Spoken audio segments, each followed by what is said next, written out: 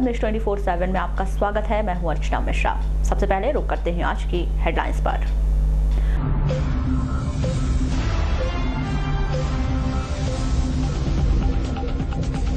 लोकायुक्त ने जिला पंचायत के लिपिक प्रदीप घोड़ेश्वर को 6000 की रिश्वत के साथ किया गिरफ्तार। आरोपी ने निलंबन अवधि में अंतर की राशि निकालने मांगी थी रिश्वत।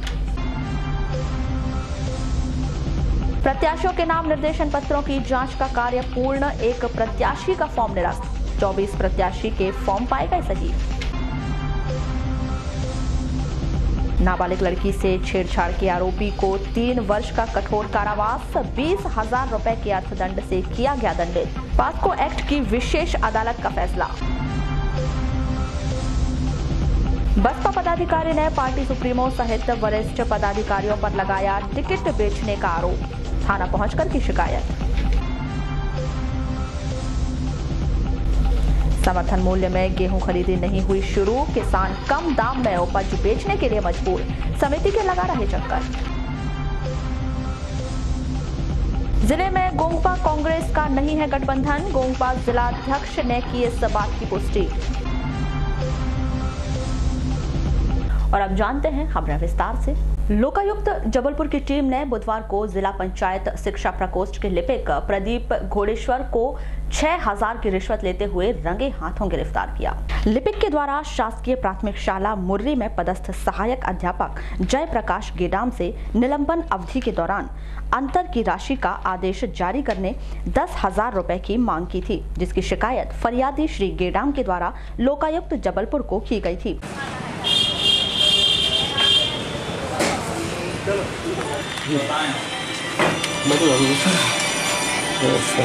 फोटो प्लीज ना लें, क्योंकि उसका रीजन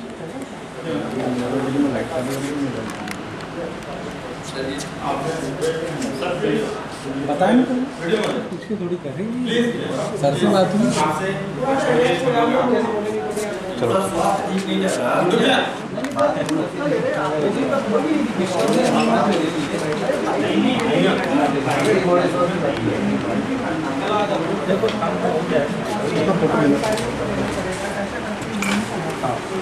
इसका यह है कि ये इनकी निलंबन अवधि का वो निकलना था, निलंबन अवधि का वेतन अंतर का पैसा, ठीक है, जिसके लिए यहाँ से संकुल प्राचार्य को आदेश होना था जिला पंचायत से, ठीक है।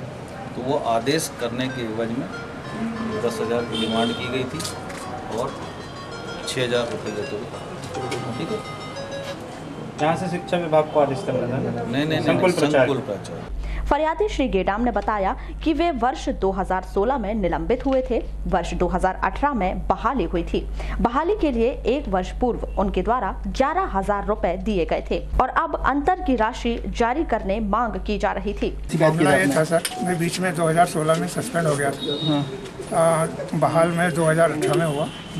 उस 1.5 साल की पीरियड की अवधि का अंतर की राशि का पैसा जो था, उसके आदेश की कॉपी लेने के लिए मैं इन लोगों के चक्कर काट रहा था यहाँ जिला पंचायत में, प्रदीप घोड़ेश्वर जी के। तो इन्हीं से मुझे आदेश की कॉपी लेना था। उस आदेश की कॉपी के लिए मुझे पैसे की मांग की गई थी, 10,000 रुपये की डिमांड की गई थी। तो उनसे मैंने रिक्वेस्ट किया था कि सर मैं 10,000 तो नहीं दे पाऊँगा, थोड़े बहुत कुछ कम कीजिए। तो उन्होंने कहा था कि 6,000 रुपये ठीक है, 6,000 रुपये देना। मैं 6,000 रुपये आज लेकर आया था, 6,000 रुपये उनको दिया। इस बीच में लोकायुक्त टीम को मैंने सूचना दी थी। लोकायुक्त टीम ने आकर उनको पकड़ा। कितने दिन से चक्कर काट रहे थे पेमेंट? मैं तो 2 साल से चक्कर काट रहा हूँ यार। 2016 से मैं वैसे ही परेशान हूँ और मेरे को परेशान किया जा रहा है, मतलब आदेश की कॉपी लेने के लिए। अरे कहाँ पदस्थ? मैं शासकीय प्राथमिक शाला मर्री में कार्यरत हूँ। आपका नाम? जयप्रकाश गेडाम। वहीं आरोपी प्रदीप घोड़ेश्वर ने कहा कि मुझे फंसाया गया है। ऑफिस के OIC MR राहंगडाले को राशि देना है कहकर जेब में राशि डाल दी। सर ये जो है मामला जो है उसका जो आदेश था वो 19 तारीख को डिस्पैच कर दिया गया था। दूसरी चीज़ उसने आके मुझे पैसे दिया कि मेरे OIC को देना है और उसने मेरे जेब में दे दिया। उतने में टीम आ गई। OIC कौन है आपके? OIC sir Rahangdale sir. अच्छा, पूरा नाम उनका है ना? राहंगडाले का पूरा नाम है? MR राहंगडाले। क्या है वो? सर वो OIC मेरे शिक्षा थे। ये पैसे उनको देने के लिए दिए गए थे? हाँ सर। कितने पैसे ला के दिए थे उन्होंने? सर मैंने गिना नहीं। गिने नहीं। हाँ, बस उनने दे दिए, मैंने रख लिया, उतने में सर ने मुझे पकड़ लिया। कितने बजे की बात है? ये करीब 2 बजे की। 2 बजे। और कुछ क्या लगता है ये किस बात के लिए आए थे? वो भी कुछ नहीं बताया कि किस काम से और किस बात के लिए आए थे, ये भी नहीं मालूम मुझे। ये बताओ, तो ये आपको फंसाने के पीछे रीजन ये क्या लग रहा है? सर, ये मतलब आप तो तो- कह रहे हैं कि आपको फंसाया जा रहा है, ये तो फंसाया गया है। किस वजह से इनके फंसाया द्वारा। गया है? क्या कारण मुझे लगता है? नहीं मालूम सर, ये तो वही बताएंगे। पहले भी लिए थे कि पहले नहीं, कोई पैसे नहीं दिए गए और ना उनको कभी मैंने पैसे के लिए बोला। चलो। लोकसभा चुनाव को लेकर प्रत्याशियों के द्वारा भरे गए नाम निर्देशन पत्र की जांच का कार्य 10 अप्रैल को किया गया। इसमें एक प्रत्याशी का फार्म निरस्त कर दिया गया है और 24 प्रत्याशियों के नाम निर्देशन पत्र सही पाए गए हैं। कलेक्टर एवं जिला निर्वाचन अधिकारी दीपक आर्य के द्वारा चुनाव प्रेक्षक सुरेंद्र राम बी परमेश्वरम की मौजूदगी में प्रत्याशियों के नाम निर्देशन पत्रों की जांच की गई, जिसमें बहुजन समाज पार्टी की ओर से नाम निर्देशन पत्र भरने वाले प्रत्याशी रामकुमार नकपुरे का फॉर्म निरस्त कर दिया गया। इस प्रकार 24 प्रत्याशियों के फॉर्म सही पाए गए। चुनाव नहीं लड़ने वाले प्रत्याशी अपने नाम निर्देशन पत्र 12 अप्रैल दोपहर 3 बजे तक वापस ले सकेंगे। नाम वापसी के बाद शेष बचे प्रत्याशियों को उसी दिन चुनाव चिन्ह आवंटित कर दिए जाएंगे। मतदान 29 अप्रैल को कराया जाएगा और मतगणना 23 मई शासकीय पॉलिटेक्निक कॉलेज में होगी।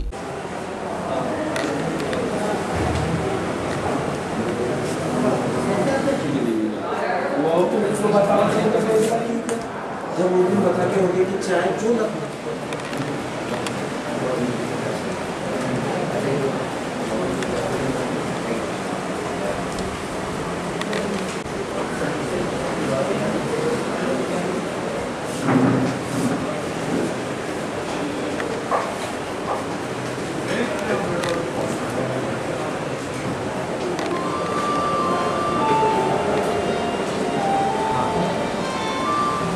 आप जो एक चीज़ तो ये है कि इसमें जो फॉर्म सिग्नेचर करने वाले हैं, स्वास्थ्य करने वाले हैं, वो ये डिसाइड करेंगे कि कौन सिग्नेचर करेगा विशेष उसके लिए, मतलब एक चुनाव के लिए। उसमें ये चीफ इलेक्टोरल ऑफिसर को पता लगा कि 15 की किसी लोकसभा के चुनाव के लिए ये जो ये हस्ताक्षर करता है ये का माना जाएगा, मतलब इनके हस्ताक्षर से फॉर्म भी जारी करेंगे, उसको कैंडिडेट माना जाएगा। किया गया है राम कुमार जी का, जो पहले बीएसपी का उनको टिकट मिला था और उन्होंने एक प्रस्तावक के साथ में उन्होंने फॉर्म डाला था। एक प्रस्तावक के साथ जो फॉर्म डाला गया था, इसलिए उनका फॉर्म रिजेक्ट कर दिया गया है, निरस्त कर दिया गया है। अब चूंकि वो निर्दलीय अभ्यर्थी हो गए और बहुजन समाज पार्टी ने दूसरे कैंडिडेट हैं उनको अपना फॉर्म भी दे दिया था, उसके बाद से वो निर्दलीय हो गए, तो निर्दलीय में 10 प्रस्तावक होना आवश्यक था, उनके 10 प्रस्तावक के न होने के कारण वो फॉर्म निरस्त कर दिया गया है। सर अगली प्रक्रिया क्या होगी इसमें? अगली प्रक्रिया अभी परसों 12 तारीख को विड्रॉल का एक समय होता है, उस समय तक कोई यदि अभ्यर्थी चाहें तो अपना फॉर्म वापस ले सकते हैं। वापस जैसे ही विड्रॉल का समय खत्म हो जाएगा, उसके बाद आवंटन का जो भी अभ्यर्थी उसके बाद बचेंगे उनको सिंबल एलोकेशन हम लोग करेंगे। जो सिंबल उन्होंने मांग किया है, कुछ नेशनल पार्टी उनके फिक्स सिंबल हैं, कुछ हमारी रिकॉग्नाइज पॉलिटिकल पार्टी हैं, तो जो रजिस्टर्ड पार्टीज हैं, रिकॉग्नाइज्ड हैं, उनके जो सिंबल्स हैं वो उनको उस क्रम में दिए जाएंगे। निर्दलीय प्रत्याशियों के सिंबल उनकी मांग के आधार पर यदि खाली होगा तो वो दिया जाएगा। इनकेस अगर कोई टाई होता है कि 2 लोगों ने एक ही सिंबल मांगा हुआ है, उस केस में लॉटरी की जाएगी, तो जो हमारा सिंबल लोकेशन रूल है उसका पालन करते हुए उनको सिंबल का लोकेशन किया जाएगा। उसके तदुपरांत वो उसके होते ही एक फॉर्म 7 हमको भेजना होता है, जो कि मतपत्र में किस तरीके से वो लिखे जाएंगे और क्या सिंबल लोकेट किया जाएगा उसके लिए भेज दिया जाएगा। उसके बाद ETPBS में जो सर्विस पोर्टल्स हैं उनका एक जो पोर्टल है उसके अंदर से ये सारा चीज़ें लोड की जाएंगी। कांग्रेस और गोंडवाना गणतंत्र पार्टी के गठबंधन की चल रही चर्चा ने राजनीतिक माहौल को गर्म कर दिया है, लेकिन बालाघाट में कांग्रेस और गोंगपा के बीच गठबंधन नहीं है। इस बात की पुष्टि करते हुए गोंगपा के जिला अध्यक्ष श्यामलाल उइके ने बताया कि गठबंधन का जो प्रचार यहां हो रहा है वह भ्रामक है, बल्कि जहां गोंगपा के प्रत्याशी चुनाव में खड़े नहीं हैं, वहां भाजपा को रोकने कांग्रेस को समर्थन किया जा रहा है। और कांग्रेस का गठबंधन की बात सामने आई है, क्या गठबंधन है या नहीं है? नहीं, कोई गठबंधन नहीं है। गोंडवाना गणतंत्र पार्टी स्वयं अपने बल पे चुनाव लड़ रही है। हाँ, ये जरूर है कि जहाँ कांग्रेस हमारे गोंडवाना के प्रत्याशी नहीं है जहाँ खड़े, वहाँ अपन लोग कांग्रेस का समर्थन करने जा रहे हैं। बाकी जो ये जो खबरें जो आ रही है वो खबरें गलत हैं। कोई खबरें किसी से हमारा गठबंधन नहीं है। हम जो प्रांतीय अध्यक्ष तिलगाम जी से, महासचिव श्याम मरकाम जी से मैंने इसकी जानकारी ली। उन्होंने ये बताया कि हमारा कोई किसी से गठबंधन, हम स्वयं अकेले दम पे चुनाव लड़ रहे हैं। हाँ, ये जरूर है ये परिस्थिति कि हमको बीजेपी को रोकने के लिए कांग्रेस के साथ, अगर हमारे प्रत्याशी नहीं है तो कांग्रेस का समर्थन करेंगे। नाबालिग बच्ची के साथ अश्लील हरकत करने वाले आरोपी राहुल उर्फ गोलू ब्रह्मे वार्ड नंबर 2 कुरेंडा परसवाड़ा निवासी को पास्को एक्ट के विशेष न्यायाधीश राजेंद्र प्रसाद गुप्त की अदालत ने 3 वर्ष की कठोर कारावास की सजा सुनाई है। इसके अलावा 20,000 रुपए के अर्थदंड से दंडित किया है। जानकारी के मुताबिक 8 जून 2018 को आरोपी ने बारशा कार्यक्रम में अपने परिवार के साथ गई नाबालिग बच्ची के साथ पूरी नीयत से उसके साथ अश्लील हरकत की गई, जिस पर परिजनों ने आरोपी के खिलाफ परसवाड़ा में रिपोर्ट दर्ज कराई गई थी।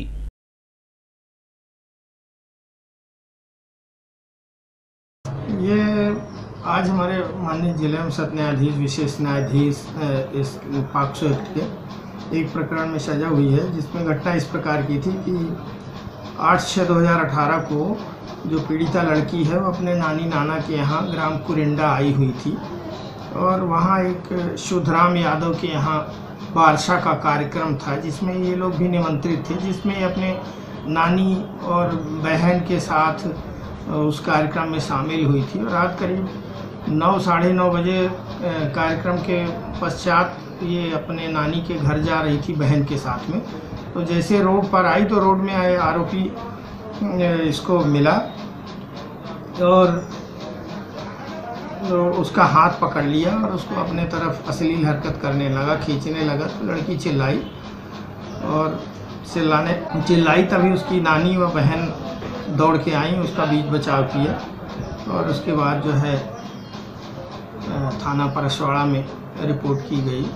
आरोपी राहुल उर्फ गोलू ब्रह्मे जो कि वहीं कुरेंडा का निवासी था, उसके विरुद्ध धारा 354 भादावी एवं 7/8 पॉक्सो एक्ट का अपराध पंजीबद्ध हुआ। उसकी सभी साक्ष्य हुई और विवेचना उपरांत चालान न्यायालय में पेश किया गया, जिसमें सभी गवाहों के बयान कराए गए। और आज माननीय विशेष न्यायाधीश श्री राजेंद्र कुमार गुप्त ने आरोपी राहुल को दोषी पाते हुए धारा 354 के अपराध में 3 वर्ष का सश्रम कारावास, 10,000 रुपये अर्थदंड एवं धारा 7/8 बालकों के संरक्षण अधिनियम पॉक्सो एक्ट में दोषी पाते हुए 3 वर्ष का सश्रम कारावास। बहुजन समाज पार्टी के टिकट 2 लोगों को दिए जाने के चलते पार्टी में एक नया मोड़ आ गया है। चुनाव को लेकर बसपा की ओर से पहले नामांकन दाखिल करने वाले प्रत्याशी रामकुमार नकपुरे पार्टी से खासे नाराज हैं। स्क्रूटनी में उनका फॉर्म निरस्त होने पर उन्होंने इसका ठीकरा पार्टी के वरिष्ठ पदाधिकारियों पर फोड़ते हुए उन पर आरोप लगाते हुए कहा है कि टिकट को अधिक राशि लेकर दूसरों को दे दिया गया है। श्री नकपुरे आज दोपहर को अपने समर्थकों के साथ कोतवाली थाना पहुंचे, जहां उन्होंने बसपा सुप्रीमो मायावती, प्रदेश के राष्ट्रीय उपाध्यक्ष रामजी गौतम, प्रदेश प्रभारी डीपी चौधरी, अनिल उइके, इंजीनियर महेंद्र के खिलाफ धोखाधड़ी का मामला पंजीबद्ध किए जाने की मांग की है।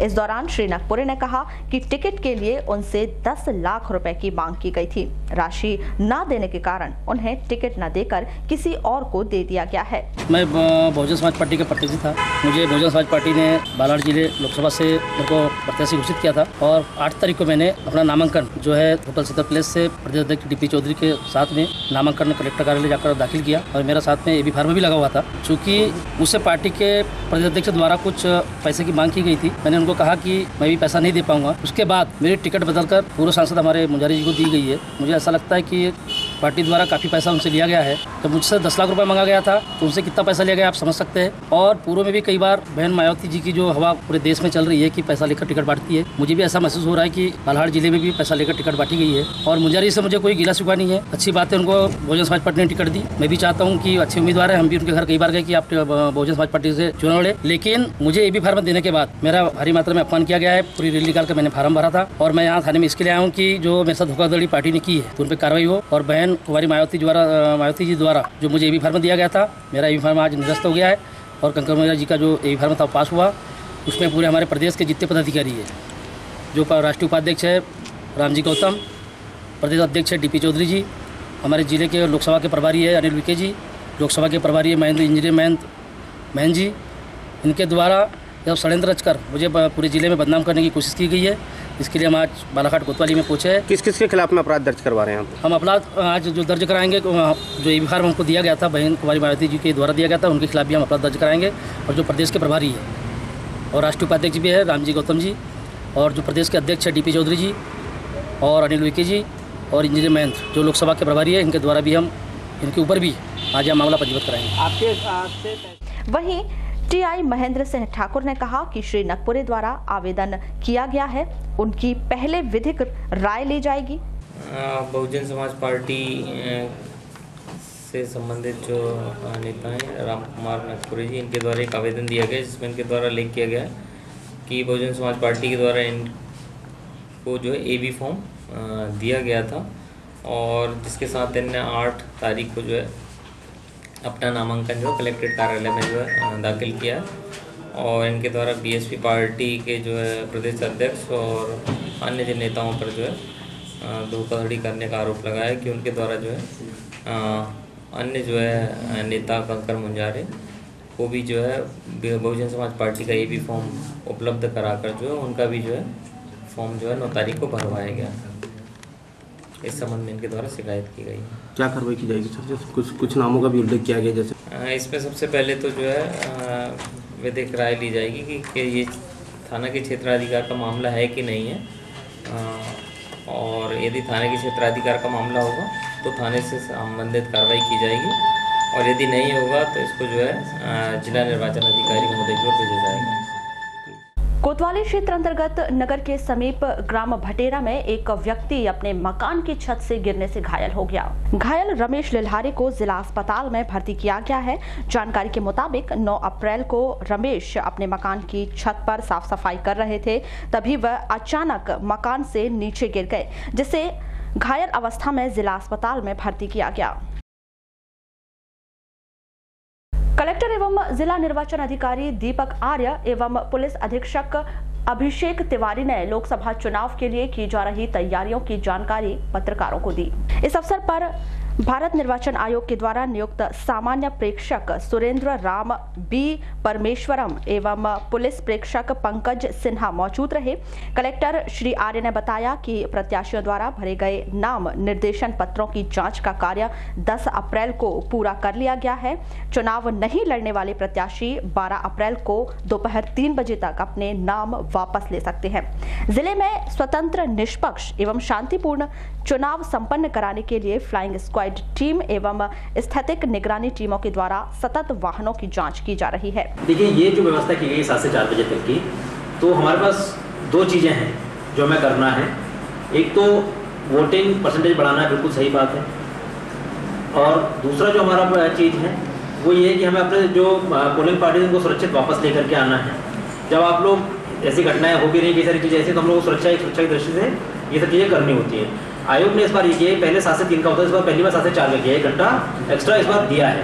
वो वही कारण है। और वोटिंग परसेंटेज का मैं इसलिए बोलना चाहूँगा कि पर समस्या नहीं आएगी, क्योंकि लास्ट विधानसभा में 80% वोटिंग हमारे यहाँ पे हुई है, जो कि अन्य जिलों से जिनमें पूरा टाइम रहता है उनसे काफ़ी अच्छी है।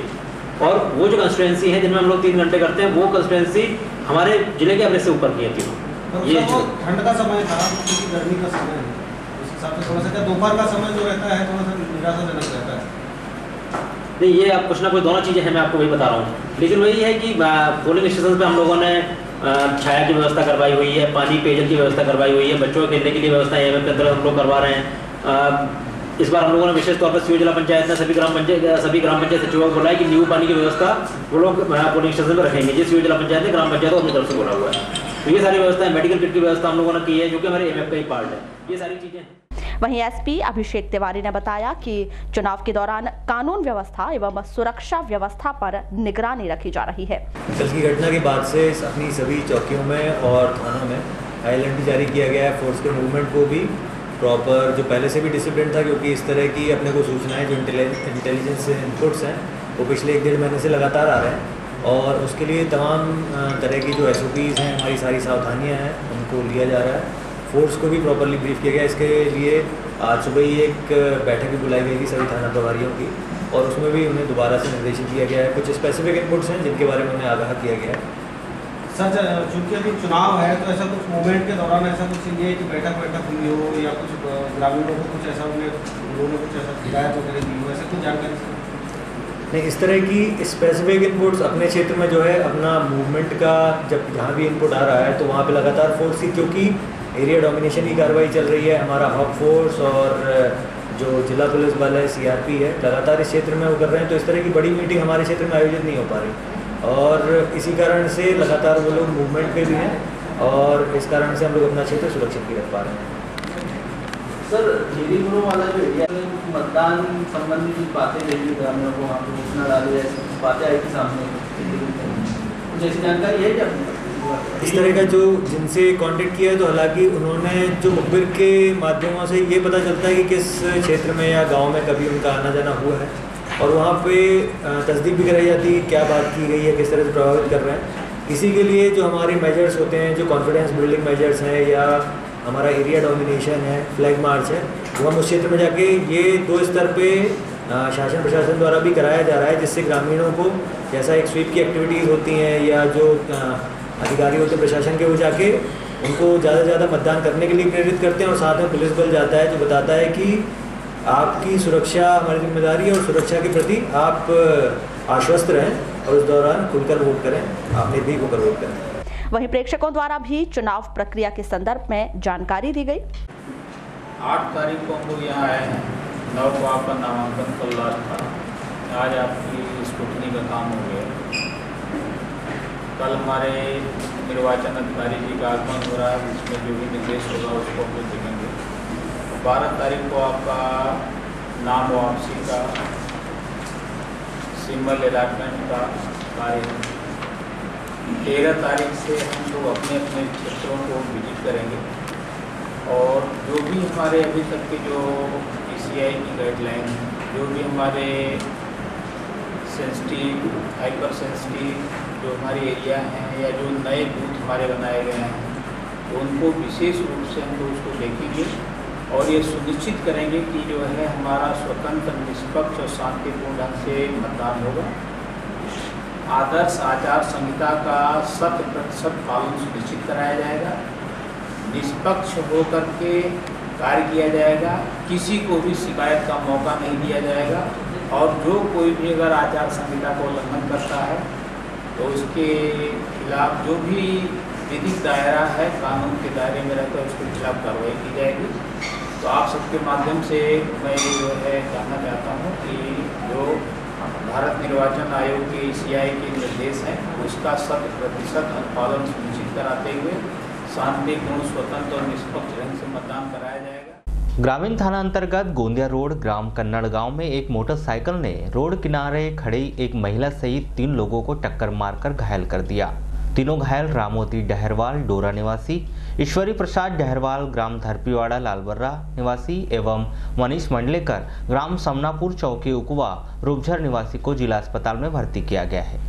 आपको बताएं कि 10 अप्रैल को मनीष अपनी मौसी रामवती के साथ मामा राजेंद्र का इलाज करवाने के बाद कन्नड़ गांव बस स्टैंड रोड किनारे बस का इंतजार कर रहे थे, तभी यह हादसा घटित हो गया।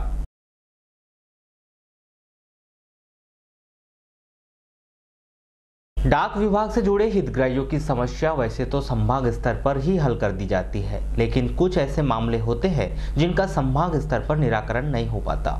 ऐसे लोगों की समस्याओं के निराकरण को लेकर भोपाल स्तर पर हर 3 माह में डाक अदालत का आयोजन किया जाता है। डाक अदालत के माध्यम से कोई भी हितग्राही अपनी समस्या का निराकरण प्रशासनिक अधिकारी के आमने सामने कर सकता है, जिससे उसे यह जानकारी हो जाती है कि उसके प्रकरण में कितनी प्रगति हुई है और उसे प्रकरण को लेकर आगे क्या करना है। इस संदर्भ में डाकघर के अधीक्षक RPS चौहान का क्या कहना है, आइए जानते हैं। सर, अभी देखा जा रहा था कि डाक विभाग जो है 4 जिलों में बटा हुआ था, अभी कोई ऐसे निर्देश आए हैं क्या? हाँ, 1/4/2019 से मंडला और डिंडोरी दोनों को मिला के एक नया डाक संभाग बना है, जो दोनों जिलों की डाक व्यवस्था और प्रशासनिक व्यवस्था को देखेगा। क्या फ़ायदे होंगे सर? इससे फ़ायदा यह हुआ कि अभी जो डाक संभाग 4 जिले थे, जो काफ़ी दूरस्थ थे, काफ़ी लंबा होता था, अब ये फ़ायदा हुआ कि एक संभाग के साथ 2 ही जिले होंगे और मंडला और डिंडोरी के लिए अलग से संभाग होगा, तो स्टाफ के लिए भी सहूलियत होगी।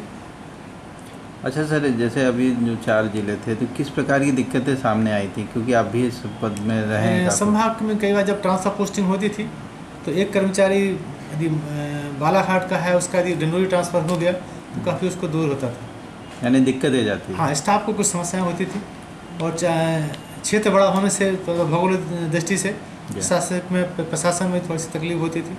अधिकारी को जाना है तो बहुत दूरी कवर करना होती थी, समय भी लगता था उसके लिए। यानी पर्टिकुलर अपन किसी क्षेत्र पे ध्यान नहीं दे पाते? नहीं, ध्यान तो दिया जाता था लेकिन समय ज़्यादा लगता था। अब यहाँ से डिंडोरी तक जाना था, गया मतलब अमरकंटक तक जाना था तो टाइम ज़्यादा लगता था। अब ऐसा क्षेत्र ऐसा यहाँ तक मात्र शिव नहीं बचा यहाँ से, तो वो एक अच्छी अप्रोच में रहेगा, अधिकारियों के लिए भी सहूलियत होगा। आगामी लोकसभा चुनाव को लेकर MLV स्कूल में मतदान दल 2 और 3 के अधिकारियों और कर्मचारियों को द्वितीय चरण का प्रशिक्षण दिया गया। इस प्रशिक्षण में 61 पीठासीन अधिकारी मौजूद रहे, जिन्हें मास्टर ट्रेनर्स के द्वारा EVM और VVPAT मशीन की जानकारी दी गई। तब ये वर्किंग मोड में हो जाएगा, ठीक है ना। ये हो गया। इसके नीचे आप देख रहे हैं ये वाला जो सेक्शन है, ये इस वाला ये कनेक्टिंग इसका जो सेक्शन है, ये कनेक्टिंग सेक्शन है। कनेक्टिंग सेक्शन के अंदर आप देख रहे हैं कि यहाँ पर आपको एक सॉकेट दिख रहा है, नीचे एक सॉकेट दिख रहा है। 22.5 वोल्ट की बैटरी है, कितने वोल्ट की? 22.5 वोल्ट की बैटरी है। और जैसा अभी आपको हमारे राजस्थानी मास्टर ट्रेनर ने बड़ी बैटरी है 22.5 वोल्ट की। इस संदर्भ में मास्टर ट्रेनर्स DS कलचुरी ने आवश्यक जानकारी दी। सर, आज मतदान दलों को प्रशिक्षण दिया जाएगा, सर क्या कुछ बताया जा रहा है? आज मतदान दलों में मतदान अधिकारी 2 और 3 का यहाँ प्रशिक्षण हो रहा है, जिसमें मतदान दलों को मतदान के एक दिन पूर्व की जानकारी, फिर मतदान केंद्र पर पहुंचने पर पूर्व तैयारी, उसके बाद मतदान के दिन मॉकपोल कैसे करवाया जाता है, और फिर मॉकपोल के पश्चात फिर सीलिंग, और सीलिंग के बाद में वास्तविक मतदान का जो कार्य होता है उसके बारे में प्रशिक्षण दिया जा रहा है। उसी के साथ ही जब मतदान समाप्त होता है तो उसके बाद उसके मतदान समाप्त होने पर मतपत्र लेखा बनाना और सीलिंग करना और आवश्यक प्रपत्र की जानकारी यहाँ पर दी जाती है। सर, आज कितने आज यहाँ पर मतदान अधिकारी यहाँ पर जो P2 थे वो 41 थे, उसमें 40 उपस्थित हैं, और P3 में 22 थे, उसमें 22 उपस्थित है, एक एब्सेंट है। वारासिवनी थाना अंतर्गत ग्राम पंचायत मुरछड़ के सोनवा टोला निवासी महिला अनीता बिसेन ने अपने काका ससुर शिवचरण बिसेन के द्वारा चोरी करने के आरोप से प्रताड़ित होकर मंगलवार को कीटनाशक दवा का सेवन कर लिया, जिसकी सिविल अस्पताल में उपचार के दौरान मौत हो गई। जानकारी के मुताबिक मृतिका अनीता बिसेन के काका ससुर शिवचरण बिसेन के घर से 2 अप्रैल को अज्ञात चोरों ने सोने का हार चोरी कर फरार हो गए थे, जिसके बाद शिवचरण ने अपने भतीजे की पत्नी अनीता बिसेन पर आरोप लगाया था और उसे प्रताड़ित किया जाता था।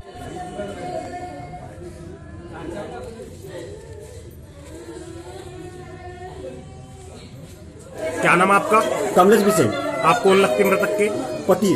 कैसी घटना हो गई है? घटना सर वही, यानी उनके जेवर चोरी हुआ सर, उसके उद्देश्य से फोन लगा, उन्हें बोले कि तूने चोरी बोले सर, ऐसा बोले, और उसके बाद में बोले तेरे साथ 2 दिन बाद बोले तेरे साथ क्या नहीं करेंगे, बोले सर वो कल घर पे नहीं था, उसने क्या खिलाया क्या नहीं सर। घटना के समय कहाँ गए थे आप?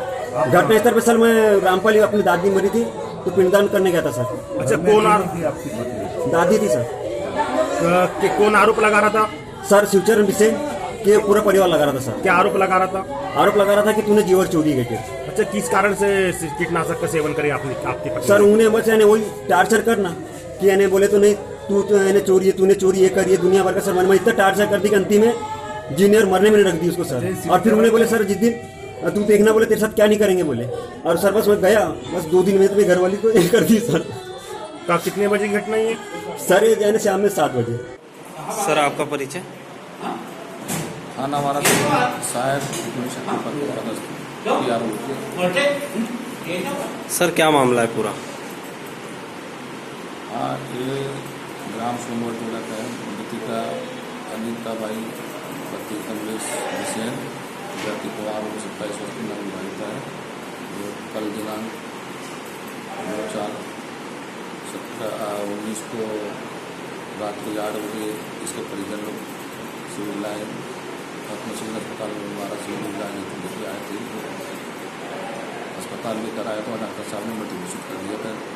डॉक्टर साहब के द्वारा तय किया गया था कीटनाशक दवा का सेवन करने से और होना तो इसमें बात कायम किया गया था। इसमें नवीबाई का होने से प्रातः तहसीलदार साहब की उपस्थिति में सरपंचनामा कार्रवाई की गई। कार्रवाई के बाद परिजनों को पीएम बात सबको उनको परिजनों को सौंप दिया गया है।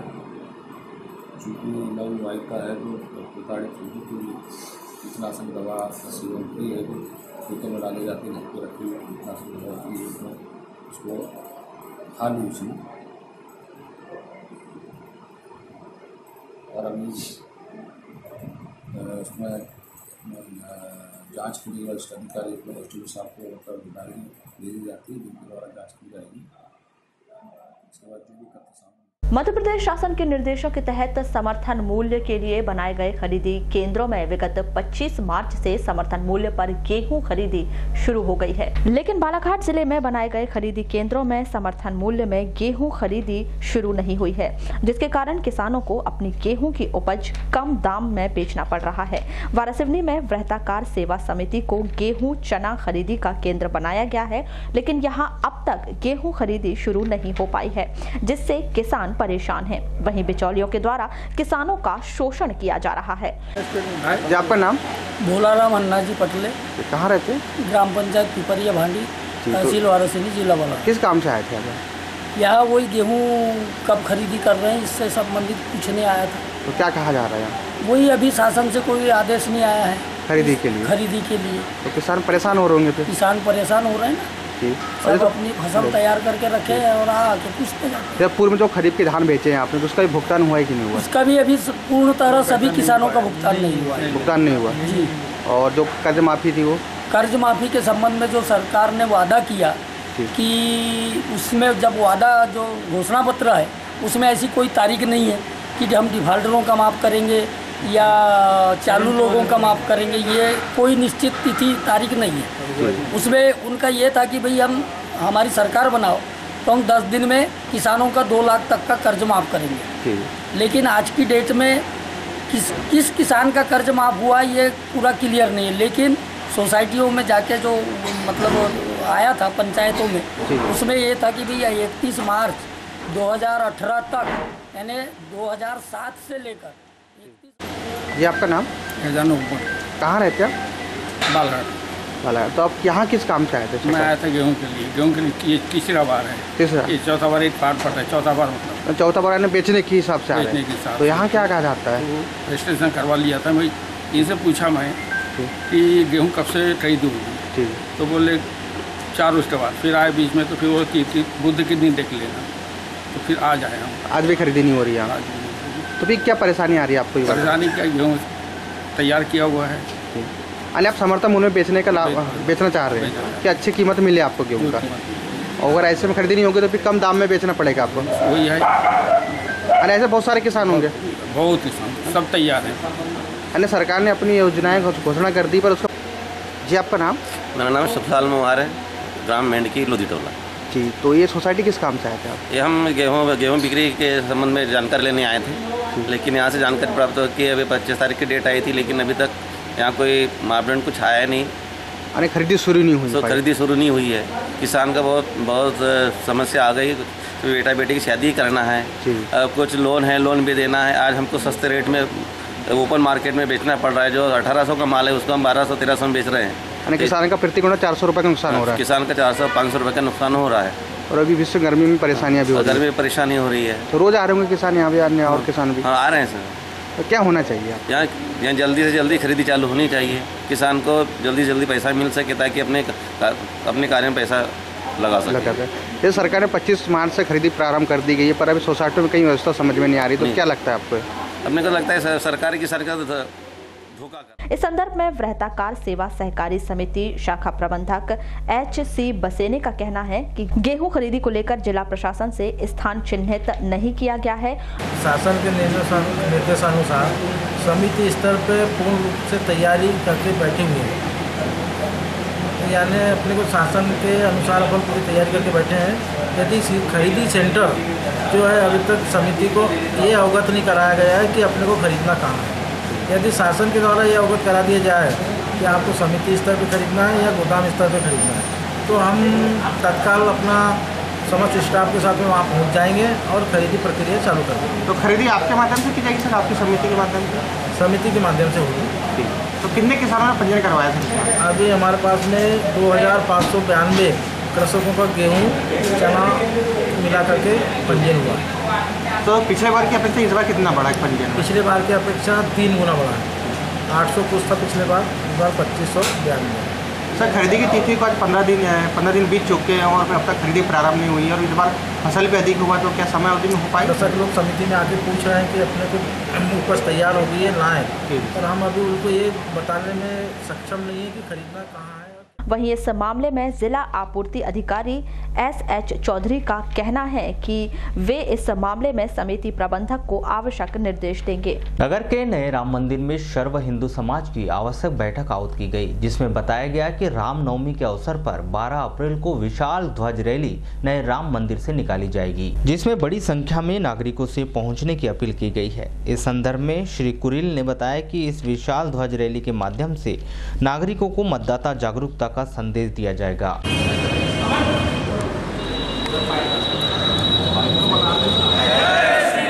जय जय श्री राम, जय जय श्री राम। भारत माता की जय, भारत माता की। हिंदू नववर्ष में और रामनवमी के उपलक्ष्य में विशाल ध्वज रैली का आयोजन किया गया। हम समस्त मीडिया बंधु के माध्यम से समस्त जिलेवासियों को एक निवेदन कर रहे हैं, कि विनती कर रहे हैं कि प्रभु श्री रामचंद्र जी की समस्त देश में रामनवमी पर्व मनाया जा रहा है। उसी उपलक्ष्य में बालाघाट जिले में बालाघाट शहर में दिनांक 12/4/2019 को दोपहर 1 बजे से श्री राम नया मंदिर गोंदिया रोड बालाघाट से विशाल ध्वज रैली का आयोजन किया गया है। अतः हम समस्त जिलेवासियों से, समस्त हिंदू प्रेमियों से, समस्त राष्ट्र प्रेमियों से निवेदन करते हैं कि इस ध्वज रैली में ज़्यादा से ज़्यादा मात्रा में शामिल होकर के हिंदू एकता का परिचय देवे, राष्ट्र एकता का परिचय देवे। ध्वज यात्रा जो कि इस वर्ष नए राम मंदिर जी से निकाली जा रही, और इसमें शहर के सभी युवा साथी, सर्व हिंदू समाज, जो कि हम चाहते हैं कि सब अपना अपना योगदान दें, और यह ध्वज यात्रा मतदान के विषय में भी मैसेज देगी, और ये शहर का भ्रमण करके नए राम मंदिर जी में ही समाप्त होगी। मांझी मछुआ समाज के तत्वाधान में निषाद राज जयंती का कार्यक्रम बुधवार को नगर के अग्रसेन भवन में किया गया। इस संदर्भ में समाज के संरक्षक श्याम शावक महर्षि ने बताया कि हमारे पूजनीय निषाद राज की जयंती प्रति वर्षानुसार हर्षोल्लास के साथ मनाई जा रही है, जिसमें सभी क्षेत्रों से समाज के लोग पहुँचे हुए हैं। नवमी को तो जब हम चिरंजीव जी की उम्र तो छोटी दिख रही है और निषाद जी का तो राम जी से बड़ा मानकर काफी लंबी चर्चा हुई। हमारे वरिष्ठ साथी आदरणीय मोदी कश्यप जी बैठक दे रहे और वरिष्ठ साथी रहे, ग्वालियर से दत्तालाल जी माता वगैरह सभी लोगों ने इसको अध्ययन करने का पाया। आज का कार्यक्रम हमारे पूज्य महापुरुष गौराज निषाद राज जी की जयंती है, और इस कार्यक्रम में हम आज सभी मछुआरे भाई हम सब यहाँ उपस्थित हैं। क्या कुछ गतिविधियाँ की जा रही है इस कार्यक्रम में? गतिविधियों का अगर हवाला दिया जाए, कहने का तात्पर्य है कि हमारे वो पूर्वजों से जन्म जन्मांतरों से युगों युगों से हमारे महापुरुष रहे हैं और हम निषाद वंशी भीमर, कहार, केवट, भोई, रायकवार, बाथम, सिंगरोड़ आदि जितने भी मतलब जल से संबंधित अपनी जो जातियाँ हैं हम सब मछुआरे हैं। और आज के दिन चैत शुक्ल पक्ष की आज पंचमी को आज हम सभी आमोद प्रमोद के साथ सभी मछुआरे हम लोग उन्हें याद करते हैं और निषाद जयंती से भी मिलजुल कर हम सब आमोद प्रमोद के साथ मनाते हैं और उनका आशीर्वाद सभी मछुआरों को बना रहे। ये आज का हमारा यूं तो शासन प्रशासन द्वारा जनहित में अनेक योजनाएं चलाई जाती हैं ताकि जरूरतमंद व्यक्तियों को इसका लाभ मिल सके और प्रशासन अपने स्तर पर हर संभव प्रयास कर योजनाओं को क्रियान्वित भी करता है। लेकिन अब भी कुछ लोग ऐसे हैं जिन्हें शासकीय योजनाओं का लाभ नहीं मिल पा रहा है और वे सरकारी दफ्तरों के चक्कर काट रहे हैं। आप देख रहे हैं यह जीर्ण शीर्ण युवक जो समीपस्थ ग्राम कोसमी का रहने वाला है। इसका नाम उमेश ब्रह्मे है। ये करीब आधा दर्जन गंभीर बीमारियों से ग्रसित है। लाख उपचार कराने के बाद भी स्वास्थ्य में कोई सुधार नहीं आया है। इसका उपचार मेडिकल कॉलेज जबलपुर में होता है। जो कुछ भी इसके पास था सब कुछ गंवाने के बाद भी अब ये युवक बीमारियों से जूझ रहा है। इसका सहारा इसकी बूढ़ी माँ है जो अब ना उम्मीद हो चुकी है। कलेक्टर से मिलने कई बार ये युवक पहुंचा तो कलेक्टर के गार्डों ने इसे मिलने नहीं दिया। मदद की आस लिए और जीने की तमन्ना लिए ये युवक दर बदर भटक रहा है। लिहाजा प्रशासन से इस युवक ने गुहार लगाई है कि उसे उपचार के लिए शासन की किसी योजना के तहत मदद प्रदान की जाए। सर मुझे मेरा इलाज जबलपुर मेडिकल कॉलेज से चल रहा है और सर मैं कॉलेज गया हुआ था। मैं एक बार सीएमओ साहब से मिला तो मुझे सीएमओ साहब ने जबलपुर मेडिकल कॉलेज भिजवा है। वहाँ पर ना गरीबी रेखा कार्ड चल रहा है, ना आयुष्मान चल रहा है, कुछ चल रहा है। मेरा आधे में इलाज छोड़ दिए सर। मुझे सीएमओ साहब ने बोले कि आप कलेक्टर साहब से मिलिए, आपका समाधान हो जाएगा। सर मैं 3 बार जा चुका हूँ पर मुन्ना लाल ठाकरे नाम का जो गार्ड है कलेक्टर साहब का, वो साहब से मुझे मिलने ही नहीं देता, मुझे आवेदन देने ही नहीं देता। आवेदन कब का पुराना बना हुआ है, मैं आवेदन देने जाऊँगा कहता हूँ पर सर वो जाने नहीं देते। और सर मेरा एक बार सीएम हेल्पलाइन में शिकायत किया था तो मेरा पंचनामा हुआ था। उस पंचनामे को और मेरे एक आवेदन को कलेक्टर ऑफिस में रीडर साहब ने घुमा दिए सर। और सर मैं आज भी गया था तो मुझे फिर मुन्ना लाल ठाकरे ने मिलने नहीं दिया सर। और मुझे शरीर में इतनी परेशानी है सर, मेरे पैरों में सूजन, पानी रुक रहा है, मेरे यूरिन की जगह में छेद हो रहे हैं और सर मेरे बदन में पूरा इन्फेक्शन है। और सर मुझे रातों में नींद नहीं आ रही, दवाइयाँ मेरी ख़त्म हो गई है और मुझे मेडिकल कॉलेज जाना है। मेरी मम्मी के सिवा इस दुनिया में कोई नहीं है, मेरा पालने वाला, गुजारा बसर करने वाला कोई नहीं है। मैं इस पक्ष में आवेदन देने गया था कि मेरी रोजी रोटी चालू करवा दे और मुझे आर्थिक सहायता राशि दिलवा दे। पर सर मुझे लालबर्रा में क्षेत्रवासियों की प्यास बुझाने के लिए क्षेत्र की सबसे बड़ी ग्राम पंचायत पांडरवानी के विभिन्न स्थानों में पंचायत के माध्यम से एवं व्यक्तिगत रूप से सरपंच अनीस खान के द्वारा सार्वजनिक रूप से पीने के पानी की व्यवस्था करवाई गई है। वहीं इस संदर्भ में ग्राम पंचायत पांडरवानी के सरपंच अनीस खान ने क्या कहा, आइए जानते हैं।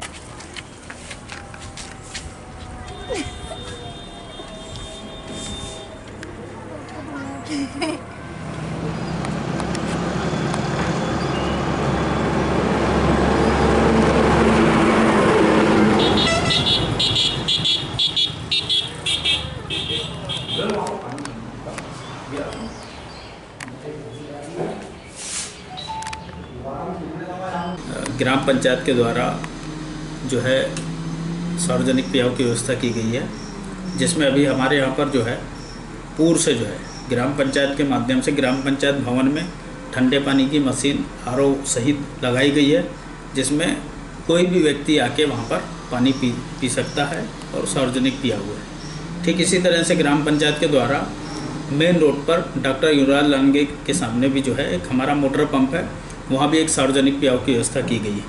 वो भी पूरे 24 घंटे चलता रहता है, वहाँ का ना कोई भी व्यक्ति वहाँ आके पानी पी सकता है। ठीक इसी तरह से लालबर्रा गार्डन में भी जो है सार्वजनिक पियाव की व्यवस्था की गई है ग्राम पंचायत के द्वारा।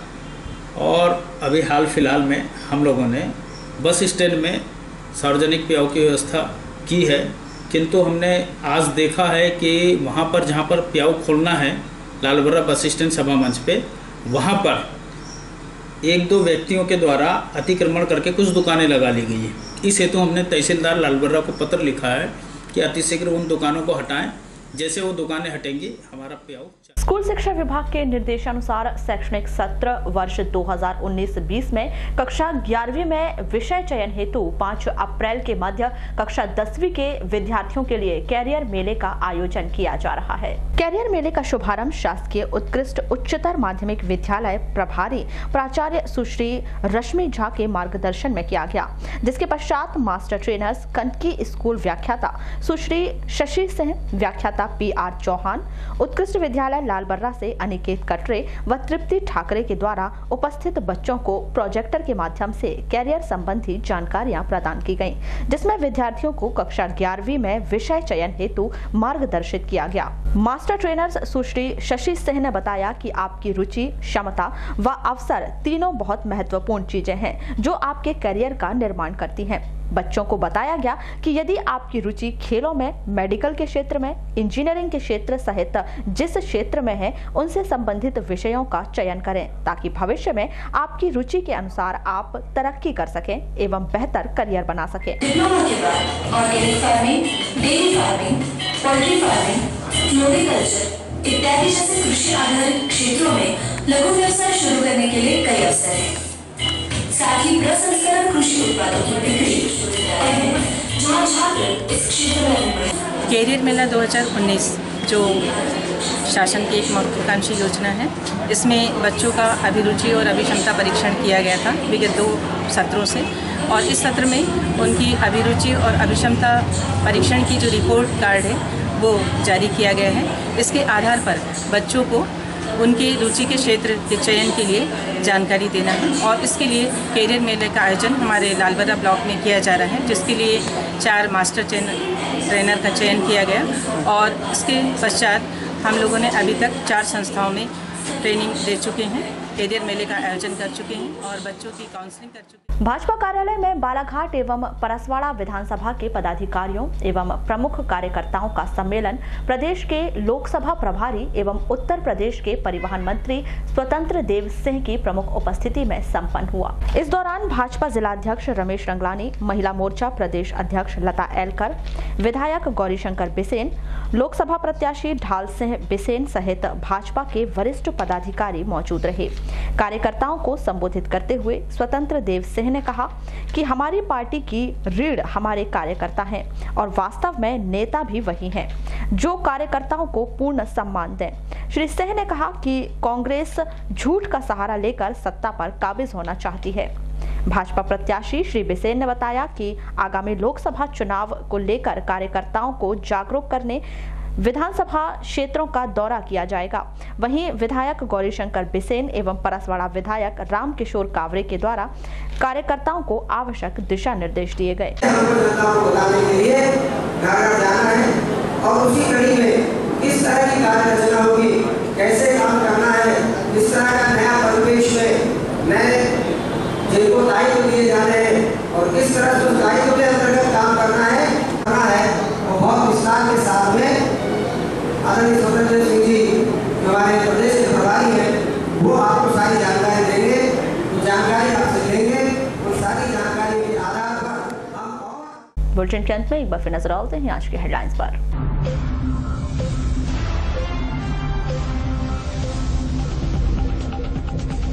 लोकायुक्त ने जिला पंचायत के लिपिक प्रदीप घोड़ेश्वर को 6000 की रिश्वत के साथ किया गिरफ्तार। आरोपी ने निलंबन अवधि में अंतर की राशि निकालने मांगी थी रिश्वत। प्रत्याशियों के नाम निर्देशन पत्रों की जांच का कार्य पूर्ण, 1 प्रत्याशी का फॉर्म निरस्त, 24 प्रत्याशी के फॉर्म पाए गए सही। नाबालिग लड़की से छेड़छाड़ के आरोपी को 3 वर्ष का कठोर कारावास, 20,000 रुपए के अर्थदंड से किया गया दंडित। पास्को एक्ट की विशेष अदालत का फैसला। बसपा पदाधिकारी ने पार्टी सुप्रीमो सहित वरिष्ठ पदाधिकारियों पर लगाया टिकट बेचने का आरोप, थाना पहुंचकर की शिकायत। समर्थन मूल्य में गेहूं खरीदी नहीं हुई शुरू, किसान कम दाम में उपज बेचने के लिए मजबूर, समिति के लगा रहे चक्कर।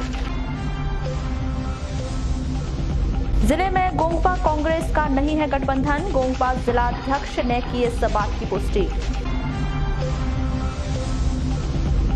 तो ये थी अब तक की खास खबरें। अगले न्यूज बुलेटिन के साथ फिर मुलाकात होगी, तब तक के लिए नमस्कार।